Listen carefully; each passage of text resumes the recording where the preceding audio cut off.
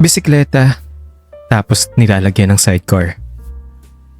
Ito yung pinaka-common mode of transportation sa sentro ng bayan namin. Ang tawag ng iba dito ay tricycad. Pero sa amin, ang tawag dito ay potpot.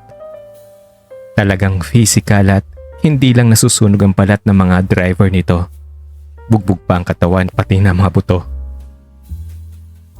Nung nag-aaral pa lang ako sa probinsya, dito na ako sumasakay. Isa ito sa mga bagay na namimiss ko simula nung mag-abroad ako. Kaya every time na nagbabakasyon ako at umuwi ng probinsya, hindi maaaring hindi ako mag-hire ng potpot service at gawing tour guide ang driver na mag-iikot sa namimiss kong mga lugar. Dito, nare-relive ko ang mga nakaraan. May pagka-sentimental kasi ako. Yun bang pag namimiss ko ang isang bagay o tao, gusto kong puntahan o bisitahin ng lugar kung saan merong malaking significance sa akin. At doon, magmumuni-muni o i-enjoy ang hangin o music habang sinasariwa ang nakaraan. First time kong bakasyon noon galing Saudi. Dahil sa first time ko ring ma-experience ang abroad, matindi ang pagkamiss ko sa mga bagay-bagay sa lupaing kinalakihan ko. Kaya hindi ko maiwasang maghanap. At isang araw nga naisipan ko na lang sumakay sa potpot at mag-ikot. Gusto ko sanang magsama ng kaibigan kaso wala akong mahagilap dahil karamihan sa kanila ay nasa ibang lugar na. At yung naiwan naman ay may mga trabaho at nakakaya namang istorbohin sila, di ba? Ay, mag-isa na lang siguro akong lalabas. Total, dati ko namang ginagawa to. Ang sabi ko na lang sa sarili ko. So, naghanap nga ako ng potpot at eksaktong may bakanting dumaan. Bata pang driver nun. Sa tansya ko ay mga nasa 20 pa lang siya. Matipunong katawan at sa tansya ko din ay nasa 5'9" ang height niya. Nagpakilalang Jun daw ang pangalan niya. Madaldal si Jun kaya habang nagdadrive siya, madami na ako nalaman tungkol sa kanya. Kagaya ng pagkahinto niya sa pag-aaral dahil sa pagkamatay ng tatay niya. Nawalo silang lahat ng magkakapatid at siya ang panganay. Ang pagpasok niya bilang kargador ng pier at ang pagkakaroon ng sariling potpot na sa panahon na yon ay hinuhulog-hulugan pa niya. Okay lang naman boss ang potpot. Basta masipag ka, kikita ka rin naman. At saka nakuha ko naman to dahil sa sarili kong diskarte rin. Ang paliwanag niya. Sa tono ng pananalita niya, masipag, madiskarte sa buhay at may paninindigan si John. Nakarating na kami ng bayan nang magtanong siya kung saan ako bababa. Oo nga pala. Paano ba to i-explain? Okay, ganito na lang. Magkano bang kinikita mo sa isang araw, sa isang buong araw, sa katulad mo na potpot driver?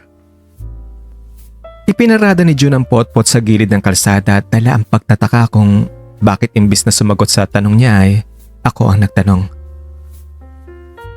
Hindi po pare-pareho sir. Minsan may 200 o mahigit pa. Minsan nasa 100 lang. Minsan naman 50. O kapag minamalas-malas po, maswerte na kung may 10 piso. Pero sa akin naman, hindi pa ako dumadanas ng mababa sa 50. Okay, ganito na lang. Bibigyan kita ng 300 sa isang kondisyon. Magiging tour guide kita sa buong araw hanggang 11 PM. Libre kain na yun. Kung saan ako kakain, kasama ka. At kung anong kakainin ko, yun din kakainin mo. At kapag nagkasundo tayo sa iba pang bagay na, alam mo na, may bonus ka sa akin. Ano sa tingin mo? Ano sa palagay mo? Sir, yung ibig sabihin niyo sa magkakasundo tayo sa ibang bagay, ano po kaya ang ibig niyo sabihin doon, sir? Ano ka ba? Siyempre, yung oras mo na sinayang ko. At kapag nag-enjoy ako sa pagsama mo sa akin, may bonus ka at mas malaki yun. Wala tayong gagawing kalasuan. Ano ba yung tumatakbo sa isip mo, ha? At saka, ano ka ba? Ang laki-laki ng katawan mo. Ako nga dapat ang matakot sa'yo eh. Uy, biro lang.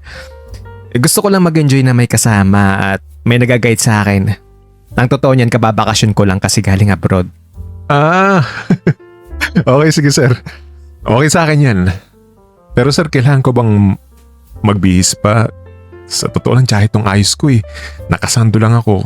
Lumat, mabaho pa. At tingnan nyo naman short ko, tagpi-tagpi pa. Ikaw, kung gusto mo magbihis, okay lang sa akin yun. Okay lang din yun. Basta rugged lang, hindi naman party yung pupuntahan natin eh. Kaya okay lang na kung ano yung suot mo kung rugged lang yan. Ang mga lugar naman na pupunta natin, Pierre, kung saan doon tayo kakain ng lunch. Sa beach, botanical, marami pang iba. T-shirt, maong or shorts, okay lang yan. At pwede ba, favor lang ha, night na lang itawag mo sa akin at huwag mo na akong popoin eh. Sa tingin ko naman di naman tayo nagkakalayo ng edad. Dumaan kami sa bahay ni June at habang nagbibihis siya, naghintay naman ako sa potpot niya. After mga 20 minutes, lumabas na siya ng bahay. Nakabihis na nakapaligo pa. Faded straight cut jeans at body fit na t-shirt na kulay puti at may stripes na blue ang suot. Wow ah, pamatay ang forma ng kumag. Cowboy na cowboy ang datingan ah. Ang sabi ko sa sarili ko. At kahit nasunog ang balat, litaw pa rin ang ganda ng hugis na mukha niya na parang modelo ng isang jeans o t-shirt. Medyo singkit ang mga mata. Makapal ang kilay. Matangos ang ilong. Hey! Gandang lalaki natin ngayon ah! Sabi ko habang paangkas na siya sa upuan niya. Hindi naman po. Mike, mas pogi ka pa rin syempre. Ikaw ang bossing ko ngayon eh. Ang nakangiting sagot ni June na kitang-kita ang mapuputi at pantay na mga ngipin. Buti naman at alam mo. At saka buti na rin nakatsinelas ka lang dahil pag nakasapatos ka pa malamang iisipin ng tao na ikaw ang amo dito. Hayop ka kasi sa forme. Kung alam ko lang na ganyan kakapogi di sana naghanap na lang ako ng ibang driver. Na-insecure talaga ako sa'yo tol. Tawa lang ang isinagot sa akin ni June at umarangkada na siya. Dahil 11:00 na ng tanghali, dumiretso na lang kami sa pier. Sa may barbecuehan ng manok at doon kami kumain. Ang barbecuehan na yun ay dinadayo ng mga tao dahil sa sarap ng barbecue at ambience na nakalutang sa dagat. Ang isa pa ay may beer at videokehan sila. Kumain kami. Uminom ng beer habang nakikinig sa mga nagbivideoke. At nakivideoke na rin kami. Ikwinento ko kay June na iyon ang paboritong lugar namin ng mga barkada ko dati dahil sa sarap ng barbecue at sa tanawing dagat at syempre sa malamig na hangin. May mga 3 oras din kami doon tapos umikot na kami sa iba't iba pang lugar. 5:00 na ng hapon nang nasa beach kami. Plano ko talagang ganong oras pumunta doon dahil sa kitang-kita ang paglubog ng araw. Nung nasa college pa lang kami, yun na talagang hangout namin magbabarkada. Nakaka-relax kasi ang lugar. Ang tanawin lalo na sa paglubog ng araw at mapayapang dagat. Kung minsan nga nagna-night swimming pa kami doon. Umorder ako ng kalahating case ng beer. Siyempre pulutan at doon ay naupo kami sa buhanginan. Naupo din si June sa tabi ko at habang pinagmamasdan namin ng unti-unting paglubog ng araw, nagkikwentuhan kami siyempre. Para bang kilala na namin ang isa't isa kahit sa ilang oras pa lang naming magkasama. Alam mo June, ito ang isa sa mga lugar kung saan ko na-experience ang pinakamasayang araw ko sa buhay. Nung college days ko, ang dami kong naalala dito na puro masasaya. Kaya miss na miss ko talaga ang lugar na ito at binabalik-balikan ko. At alam mo, sa tingin ko, swerte din sa akin ang lugar na ito. Kalmante lang si June. Parang walang narinig habang umiinom ng beer na para bang napakalalim ng iniisip niya. Uy, nandyan ka pa ba? Ha? Syempre naman. Ano nga palang sinabi mo? Pasensya na. Wala. Ang sabi ko lang na kung sino pa yung pogi ay siya pang bingi. Sorry, hindi ko narinig eh. Ano nga yun ulit? Oo na. Bingi ka na. Wala na akong sinabi. Ay, pikon. Pikon. Pikon, pikon, pikon. Pikon! Sige, kanta pa dyan. Inisin mo pa ako at maliligo ka talaga sa buhangin. Sige lang. Pikon, pikon, pikon, pikon. At lalo pa siyang nanginis.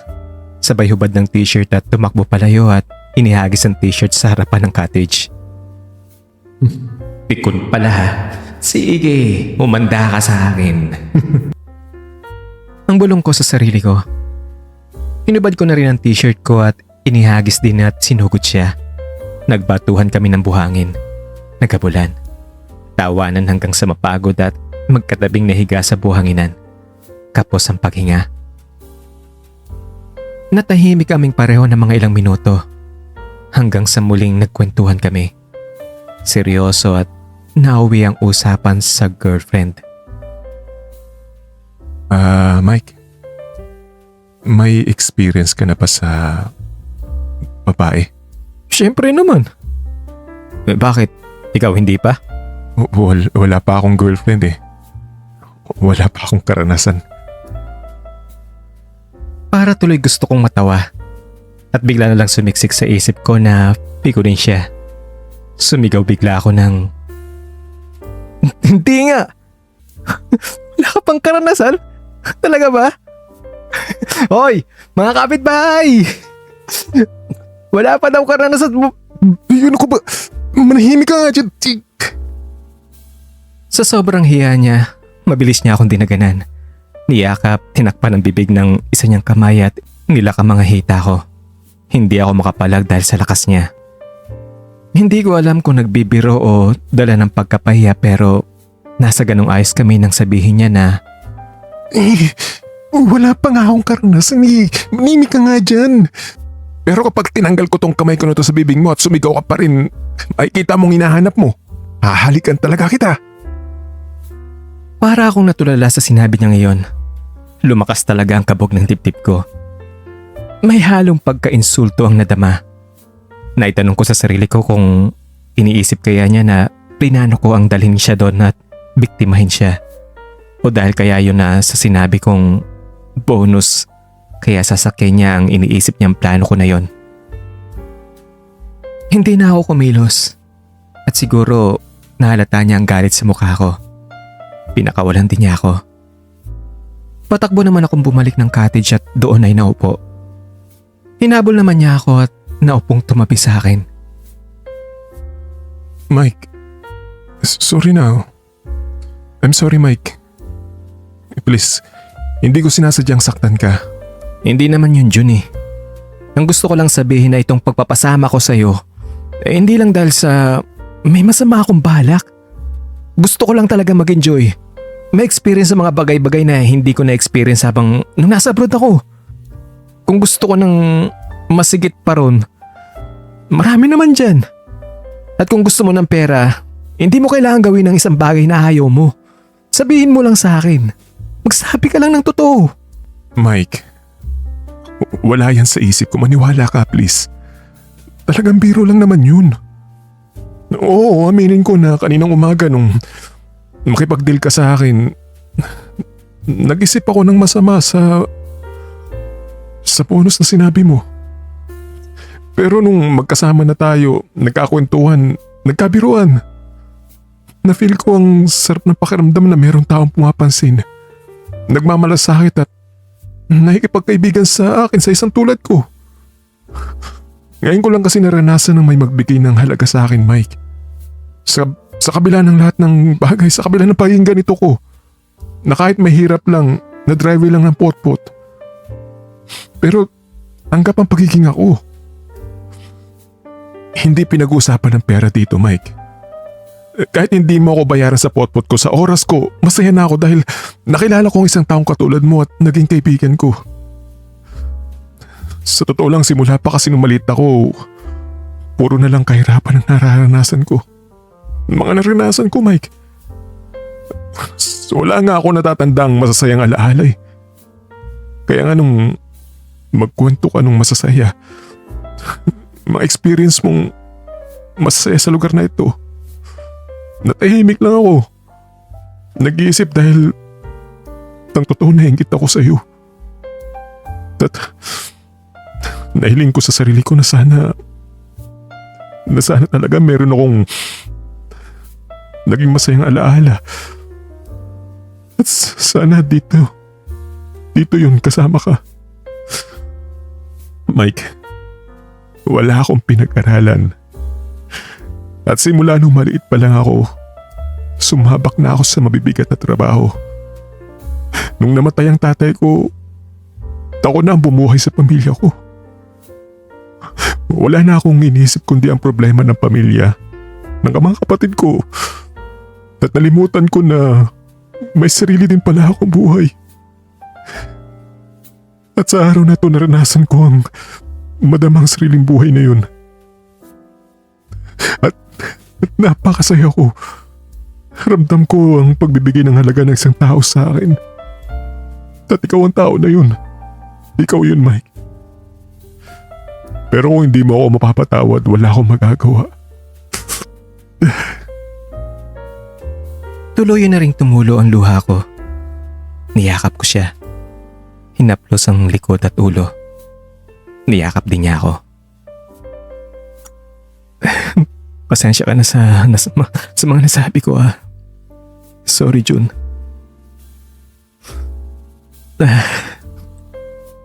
So, friends na ulit tayo. Nag-shake hands kami. Nag-hug. Nagtawanan at nagpahid ng mga luha namin. Para tayong mga baliw nito, no? Ang sabi niya habang tumayo at ibinigay sa akin ng isang kamay para alalayan akong tumayo. Umorder pa ulit ako ng kalahating case ng beer at nagkwentuhan ulit kami. Medyo lasing na kami nung pumalik na naman ng topic sa pagiging walang karanasan niya. At totoo ba talaga yung mga sinabi mo, John? Yung mga sinabi mo kanina na wala ka bang... Bakit? Hindi ka ba naniniwala sa akin? Kasi ba naman, sa gwapo mong yan, sa dating mong yan. Ano, kahit mga bakla, wala bang nagpapakita ng interes sa'yo? Meron din namang mga nagpaparamdam. Kaso ayoko talagang pumatol eh. Ayoko kasing gumawa ng ganun ng dahil lang sa pera. Kung gagawin ko man yun, siguro dahil gusto kong gawin talaga. Gusto ko yung tao at walang perang pinag-uusapan. Sa tatay ko natutunan ng paninindigan. Hindi daw dapat lahat ng bagay ay nadadaan sa pera. At ang pera ay pinaghihirapan sa malinis na pamamaraan. Kaya nung sabihin mong kung gusto ko ng pera ay sabihin ko lang, well, naaminin ko medyo nasaktan ako dun. Parang sobrang, alam mo na, napakalit ang tingin mo sa akin, sa pagkatao ko. Kasi ganito lang ako. Pero naiintindihan naman kita eh. Hindi mo pa naman kasi ako lubos na kilala. Na tungkol nga pala doon, sorry din sa mga nasabi ko na yun ha. Ngayon ko lang na-realize na masakit pala talaga yung mga nasabi ko na yun. Wala na sa akin yun, Mike. Kalimutan na natin yun. Ibang topic na tayo, please. Okay. So magbalik na lang tayo sa topic natin about sa karanasan mo. Pero huwag kang magagalit sa tanong ko na to ha. Sige lang, bato mo lang yan. Curious lang ako ha. Sa tingin mo ba, kaya mo bang, alam mo na, gawin niyo sa kapwa mo lalaki? Hindi ko alam, Mike eh. Alam mo naman eh, wala pa talaga akong karanasan sa mga ganyan. Kaya wala akong may sasagot sa tanong mo na yan. Kanina nung dinaganan mo ako doon sa tabing dagat, anong naramdaman mo? May kumabog ba sa dibdib mo? May kahit konting sundot bang excitement o kiliti sa'yo? Hindi ako sigurado eh. Gusto mo ulitin natin? Isisimulate natin yung parting dinaganan mo ako? O tinakpan mong bibig ko at sinabi mong wala ka pang karanasan? Pero kapag tinanggal mo yung kamay mo sa bibig ko at sisigaw pa rin ako, Gusto mo. Okay lang sa akin. at ginawa nga uli namin yung sinabi niya. Tinakpan niya ang bibig ko ng isa niyang kamay habang isang kamay niya ay iniyakap niya sa katawan ko. Inilak ng mga binti niya ang mga paa ko. Pareho naman kami naka-jeans nun pero walang pangitaas. Hinawi ko ng konti ang kamay niyang nakatakip sa bibig ko. Ngayon, anong naramdaman mo? May kumakabog ba sa dibdib mo? Alam mo na yun, Mike. Alam mo na. Mga kapitbahay! Wala pang karanasan si... At doon na nga nagsimula ang lahat.